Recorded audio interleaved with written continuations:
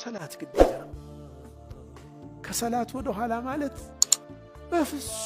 በፍጹም መንገድ የለም። ሰላት የተወሰው ይከፍራል አይከፍርም በዑለማዎች መካከል ኺላፍ መኖሩ ብቻ ይበቃል ይላሉ። አንተ ራስህን ካፊር ነው አይደለም የሚባል ውዝግብ ውስጥ እንዴት ለማግኘት ራስህ ትፈቅዳለህ አሉ።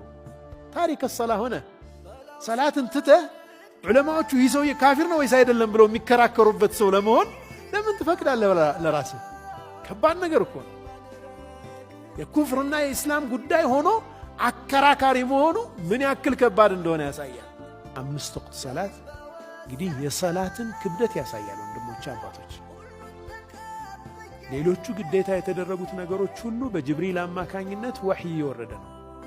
ሰላት በቀጥታ ከአላሁ ዐዘ ወጀል ለነቢዩ ዓለይሂ ሰላቱ ወሰላም የተሰጠ መመሪያ ነው።